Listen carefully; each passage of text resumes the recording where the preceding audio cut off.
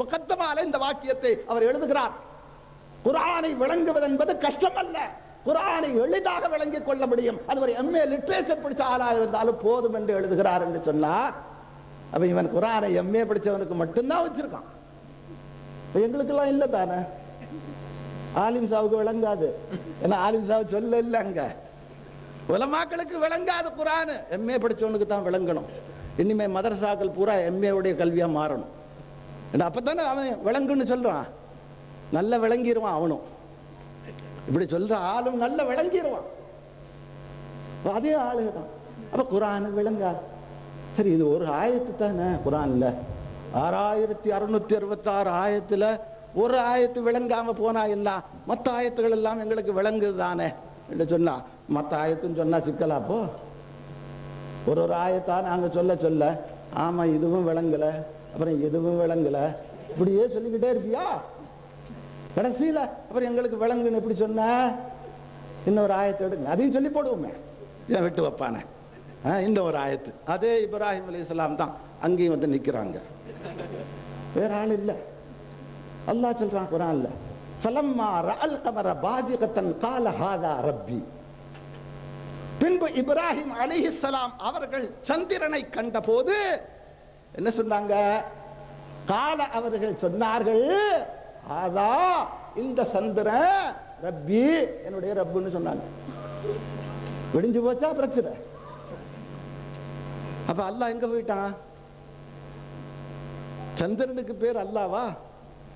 அப்ப சந்திரனுக்கு பேர் அல்லாஹ்னு சொன்னா ரசூலுல்லாஹ் ரெண்டா உடைச்சு போட்டாங்க. அப்ப அல்லாஹ் ரெண்டா போயிட்டான், அப்படியா? இவன் என்ன கருத்தெடுப்பாங்க? குர்ஆன் விளங்கு, இவனுக்கு என்ன குர்ஆன் விளங்குது என்று சொன்னானே, என்ன விளங்குச்சு அப்ப குர்ஆன்? சரி, சந்திரனையாவது இப்ராஹிம் அலைஹிஸ்ஸலாம் அவர்கள் பார்த்து போட்டு இது என்னுடைய ரப்புன்னு மட்டும்தான் சொன்னாங்க. ஆனா அதுக்கு அடுத்த ஆயத்திலேயே அல்லாஹ் திருப்பிக்கிட்டு சொல்றான், ஃபலம்மா ரஅஷம்ஸ பாஸிகத்தன் கால ஹாதா ரப்பி ஹாதா அக்பர்னு சொன்னாங்க. பெரிய சிக்கலே கொண்டாந்து விட்டாச்சு. பின்பு சூரியனை இப்ராஹிம் நபி அவர்கள் கண்ட போது ஹாதா ரப்பி, இது என்னுடைய இறைவன் என்று சொன்னதோட நிறுத்தாம ஹாதா அக்பர் என்று சொன்னாங்க, மிகப்பெரிய இறைவனா. அல்லாஹு தக்பீர் என்று கட்டுறான், அக்பர் ஏன் கபீர் என்று சொன்னா அதுக்கு பெருசுன்னு அர்த்தம் இல்லையா? கபீர்னாலும் பெருசு தானே. ஏன் தக்பீர் கட்டும் போது அல்லாஹு கபீர் அப்படி தக்பீர் கட்டிக்கிறது இல்ல இல்ல, அப்படிலாம் கட்டக்கூடாது, அல்லாஹு அக்பர் தான் சொல்லணும். ஏங்க அப்படி சொன்னா என்ன விஷயம்? அக்பருக்கும் கபீருக்கும் என்ன டிஃபரன்ஸ்? அக்பருக்கு கபீருக்கு என்ன வித்தியாசம்? அட கபீர் என்று சொன்னா அதுவும் பெருசுத்தான், அக்பர் என்று சொன்னா அதுவும் பெருசுத்தான். ஆனால் கபீர் என்று சொன்னதுக்கு பின்னால அந்த பெருசை விட இன்னொன்று இருக்குன்னு அர்த்தம். அக்பர் என்று சொன்னா அதுக்கு மேல பெருசு எதுவுமே இல்லைன்னு அர்த்தம். இப்ப இப்ராஹிம் அலைஹிஸ்ஸலாம் சூரியனை பார்த்துட்டு என்ன சொன்னாங்க? அக்பர், மிகப்பெரிய இறைவன், இதுக்கு மேல இறைவனே கிடையாதான். முதல்ல சந்திரனும் ஒரு இறைவன், அதுக்கு பிறகு சூரியனும் ஒரு இறைவன். அந்த இறைவன் என்னாச்சான்? பிரம்மாண்டமான மிகப்பெரிய இறைவன் ஆயிட்டான், அதுக்கு மேல இறைவனே கிடையாது. இப்ப இப்ராஹிம் அலைஹிஸ்ஸலாம் சொன்னாங்க, குர்ஆன் சொல்லுதுங்க. அப்ப இப்ராஹிம் அலைஹிஸ்ஸலாத்தை பத்தி என்ன தீர்மானிக்கிறீங்க? அவங்க ஒரு நபி தானே. ஒரு நபி இப்படி ஒரு இவனோட பாஷையில, நம்ம பாஷை வேற, இவங்களுடைய பாஷையில சொல்றதாக இருந்தால் இப்ராஹிம் அலைஹிஸ்ஸலாம் முஷ்ரிக், நவுது பில்லாஹ் மின் தாலிக். இப்ராஹிம் அலைஹிஸ்ஸலாம் என்ன ஆயிட்டாங்க? என்ன வச்சிட்டாங்க? அல்லாஹ் அல்லாத ஒன்றை பார்த்து, அல்லாஹ் அல்லாத ஒன்றை பார்த்து, ஒரு சிருஷ்டியை பார்த்து, ஒரு படைப்பை பார்த்து, ஒரு பொருளை பார்த்து, மூன்று வகையான நிலைகளுக்கு உட்படுத்தப்பட்ட ஒரு பொருளை பார்த்து இப்ராஹிம் அலைஹிஸ்ஸலாம் ரப்புன்னு சொல்லிட்டாங்க, அல்லாஹ்னு சொல்லிட்டாங்க. அப்ப இப்ராஹிம் அலைஹிஸ்ஸலாம் அல்லாஹ்வுக்கு என்ன செஞ்சாங்க? இணை வைத்து விட்டார்களா? சொல்லலாமா? சொல்லுங்களேன், பார்த்துருவோம். அப்ப இந்த ஆயத்தை என்னென்று விளங்க, எப்படி விளங்க? குர்ஆன் ரொம்ப ஈஸி. இதுல வேற ஃபலகத் யஸ்ஸர்னல் குர்ஆன லிذிக்ரி ஃபஹல் மின் முத்தகிர். அடநாசமா போனவன். யஸ்ஸர்னல் குர்ஆன லிذிக்ரி ஃபஹல் மின் முத்தகிர். குர்ஆனை நாம் உங்களுக்கு எளிதாக்கி தந்திருக்கிறோம். இந்த எளிதாக்கி தந்த குர்ஆனுக்கு எவ்வளவு மரியாதை கொடுத்தான் அதையும் பார்க்கலாமா? இந்த ஆளுகள் எவ்வளவு அந்த குர்ஆனுக்கு மரியாதை கொடுக்குறாங்க, மதிப்பு கொடுக்குறாங்க பாருங்க. அவன் சொல்லலாம் ஹைதுடைய நிலையில இருந்தாலும் பொம்பளை குர்ஆன் எடுத்து வச்சு ஓதலான்ட்டான். இதுதான் இவன் கொடுக்க மரியாதை. அடே அவ சுத்தம் இல்லாம இருக்கா, அதனால ஒண்ணு பிரச்சனை இல்லை. அப்ப குர்ஆன் சொல்லுதப்பா, லா யமஸ்ஸுஹு இல்லல் முத்தஹ்ஹரூன், தூய்மையற்ற நிலையில் இந்த குர்ஆனை நீ தொடாத என்று குர்ஆன் தடை செய்கிறது. உனக்கு தெரியலையான்னு கேட்டா அவன் சொன்னா, உடனே சொன்னா இது அந்த குர்ஆன் இல்லைன்ட்டான். நீங்க சொல்ல குர்ஆன் இது இல்ல. அட அப்ப வேற ஒரு குர்ஆன் இருக்கோ, அது எந்த குர்ஆன் என்று கேட்டா அவன் தான் சொன்னா அது லவ்ஹுல் மஹ்ஃபூல்ல இருக்குன்றான்.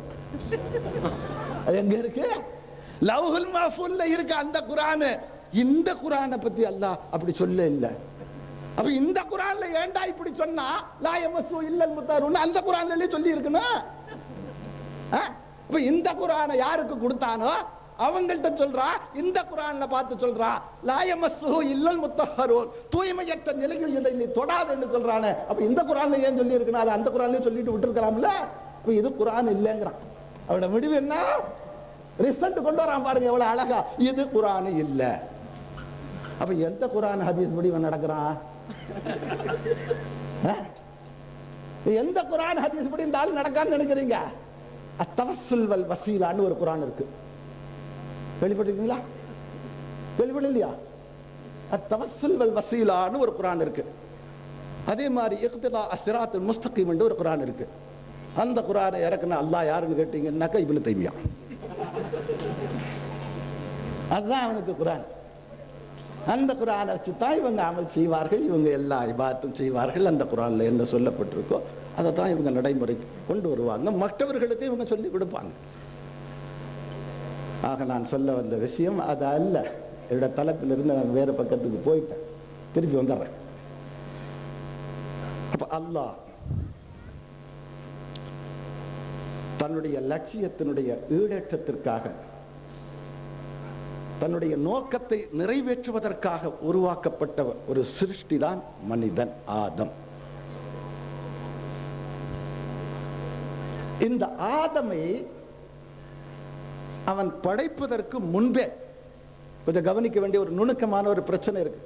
இங்க தரீகாவினுடைய தரப்பை சார்ந்தவர்கள் நிறைய இருக்கிற காரணத்தினால தரீகாவினுடைய ஒரு கருத்தையும் நான் இந்த ஆயத்திலிருந்து சொல்ல விரும்புகிறேன். ஆதமை படைப்பதற்கு முன்பே அல்லாஹ் தஆலா வானவர்களை ஒன்று திரட்டினான். திரட்டப்பட்ட அத்தனை வானவர்களையும் பார்த்து அல்லாஹ் சொன்ன முதல் வார்த்தை இன்னி ஜாஇலுன் ஃபில் அர்தி கலீஃபான்னு சொன்னான். நிச்சயமாக நான் பூமியில் என்னுடைய கலீஃபாவை வெளிப்படுத்த போறேன். மனுஷனை படைக்க போறேன்னு சொல்லலையே. மனுஷன் வார்த்தையை கொண்டு வரல, இன்சானை உருவாக்க போறேன்னு அல்லாஹ் சொல்லல, கலீஃபான்னு சொன்னான். அப்ப ஹிலாபத்து ஒரு ஆளுக்கு ஒரு ஷேக் தரதுன்னு சொன்னா அதுக்கு என்ன ஷரத்து?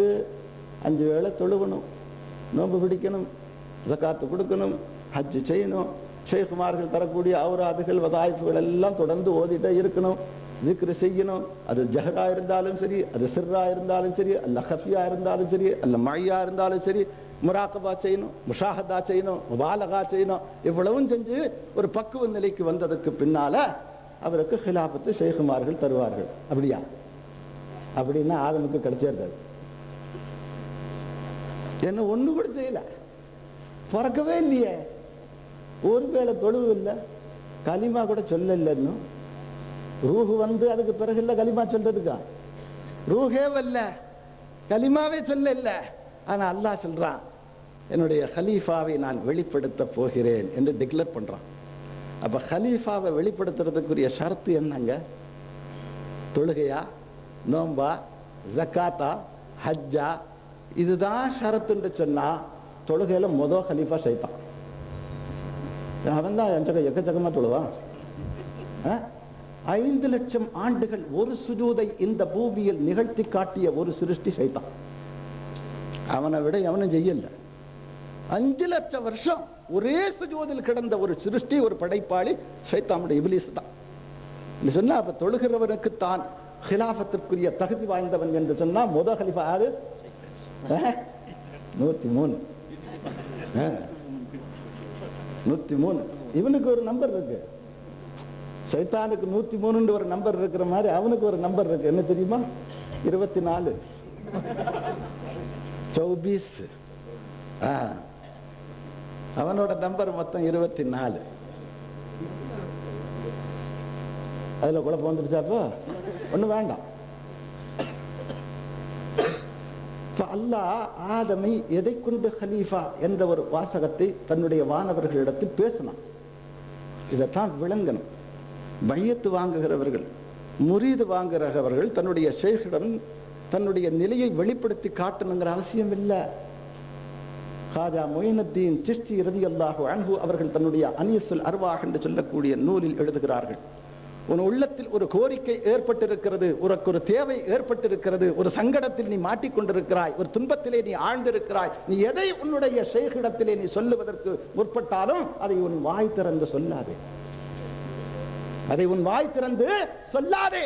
மாறாக உன் ஷேഖுக்கு முன்னால் ஓரமாக பணிவாக சென்று தலை குனிந்தவனாக அமர்ந்து நீ உன்னுடைய பெருவிரலுடைய நகத்தை மட்டும் பார், உன் ஷேഖ் உனக்குள் இருக்கின்ற அத்தனையும் பார்ப்பார் என்று சொல்லி எழுதுறான். உன் ஷேഖ் உனக்குள்ள இருக்க அத்தனையும் பார்த்துருவாங்க, நீ சொல்லணுங்கிற அவசியம் இல்லை. அதே நேரம் நான் சொல்லல, கிடைக்குமா கிடைக்காதா, இதுதான் நம்ம ஆளுகள்கிட்ட நிறைய கிடைக்குமா கிடைக்காதா, கொடுப்பாங்களா கொடுக்கும், நம்ம தான் சொல்ல இல்லையே, நம்மள அவங்க பார்க்கவே இல்லையே. இவன் என்ன பார்க்க சொல்லலாம்? எழும்பி வந்து 2 தோள்பட்டையும் பிடிச்சி உளுக்கி பார்க்கணுமா? பார்க்கறது என்ன பார்க்கறது? நாம பார்க்கிறோம், நம்மட பார்வை வேற, அவங்களும் பார்க்கறாங்க, அவங்களோட பார்வை வேற. அவர்கள் அல்லாஹுடைய நூரை கொண்டு பார்த்து கொண்டிருக்கிறார்கள். நம்ம பார்க்கிறோம் நம்மளோட ஊத்த கண்ணை வச்சுக்கிட்டு, ஒரு அளவும் தெரியல. முன்னால அவ்வளவு பெரிய பிரம்மாண்டமான அல்லாஹுடைய ஹலீஃபாவை வச்சுக்கிட்டு அந்த ஹலீஃபா மேல நமக்கு சந்தேகம். ஒருவேளை அல்லாஹ் வந்தாலும் இந்த நிலைமை தான். இந்த ஹலீஃபாவுக்கு இந்த சந்தேகம் தான் சொன்னா, ஹலீஃபாவோட ஒரிஜினல் வந்தா அதை மட்டும் என்ன சந்தேகம் இல்லாம பார்த்துருவோமா? அப்பவும் சந்தேகம் தான். ஒரிஜினலான அல்லாஹ் தானா அப்படின்னு ஒரு சந்தேகம் வரும். அதுக்கு ஹதீஸ் இருக்கு, ஹதீஸ் இருக்குதுங்க. பெருமானா ஸல்லல்லாஹு அலைஹி வஸல்லம் அவர்களால் சொல்லப்பட்ட ஹதீஸ் இருக்குது. ஹதீஸ்களுடைய மிஷ்காத்திலேயே வருது. என்ன படைச்சது யாரு, என்ன நான் எப்படி பிறந்தேன், என்ன படைச்சவன் யாரு, அவனோட வாப்பா என்ன பெத்தான், அவனோட வாப்பாவை பாரு யாரு பெத்தா, அவன் வாப்பா பெத்தான்டா, அவர் யாரு பெத்தா, அவர் வாப்பா பெத்தாரு, அவர் யாரு பெத்தா, எல்லாத்துக்கும் முதல்ல கடைசியா போயிடும். ஆதம் அலைஹிஸ்ஸலாம் பெத்தாங்க, ஆதம் அலைஹிஸ்ஸலாம் யாரு பெத்தா? பதில் சொல்ல மாட்டான். பதில் இல்ல, அல்லாஹ் படைச்சான், அப்ப அவனை யாரு படைச்சான்னு கேட்பான். ரசூலுல்லாஹ் சொல்றாங்க, அவனை யார் படைச்சான்னு கேட்கின்ற ஒரு சமுதாயம் இந்த பூமியில என் உம்மத்தில் தோன்றும் என்கிறார்கள் முஹம்மது ஸல்லல்லாஹு அலைஹி வஸல்லம் அவர்கள். இது என்ன பெரிய பிரச்சனையை பேசுறாங்க? இன்றைக்கு பேசுறதெல்லாம் சும்மா துக்கடாங்க, ஒண்ணுமில்லாத பிரச்சனையை தான் தூக்கி தலையில வச்சுட்டு ஆடிட்டு இருக்கான். பீஜெல்லாம் என்ன பிரம்மாண்டமான விவகாரங்கள் நம்முடைய அடுத்த சந்ததியை நோக்கி இருக்கின்றது. நம் அடுத்த சந்ததி அவைகளை எதிர்நோக்குகின்ற நிலையில் தான் நின்று கொண்டிருக்கிறார்கள். அல்லாஹ் காப்பாற்றணும். இந்த ஷேഖ்மார்களுடைய சில்சிலா இப்படியே போய்கிட்டு இருக்கணும். அடுத்த ஜெனரேஷனையும் அவங்க காப்பாற்றணும்.